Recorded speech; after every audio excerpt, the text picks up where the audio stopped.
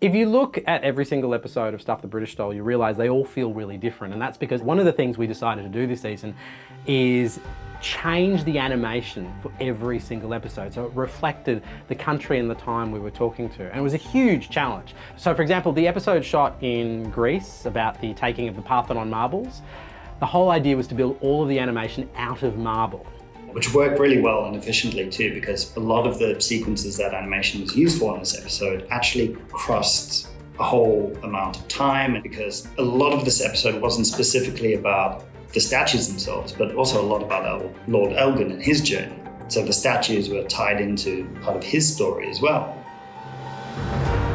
There's an episode about an Egyptian artefact that lives in an Australian museum, and so we decided to bring together Australian, British and Egyptian history built in this beautiful three-dimensional environment. And we all fell in love with these relief sculptures that were very textural material made out of sandstone. It was interesting because as well, like you have to actually do it in 2D. So you actually draw it, design it, model it, then you pass it into a 3D scene and light it. That 3D, the lighting, the texture, all of those details, I think is what really sell it and really makes it atmospheric.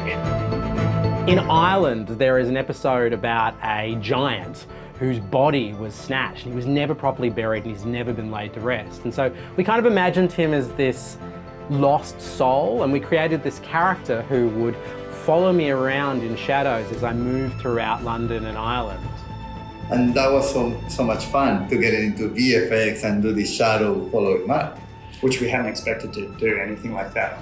Yeah. Season, yeah. In animation, you never know what the story needs. And this one, it needed that. But that wasn't enough to tell the whole story. Because in the episode, is this other character, John Hunter, that is the surgeon doctor that wanted the Irish giant. So he went, how about we create this diary that this doctor, the surgeon, made? And it's kind of studying him and what he wanted from the Irish giant. There's an episode about a diamond in the crown jewels. You think about diamonds, you think bright and shiny, but at the same time, it comes from the earth. So we opted to bring this history to life with a combination of kind of dirt and carbon, and then have refracted light kind of pop out of it. If we were only doing the same technique for everything, I don't think we could have supported the story so much. We needed to change it. We use so many techniques, from 3D cutout animation, experimental kind of sketchy, and it was amazing that we got brought very early on, so we can actually have a conversation with Marc and the team going, what would be better, what wouldn't work, what's the objective? We're trying different ways to bring these stories to life in a way that does them justice.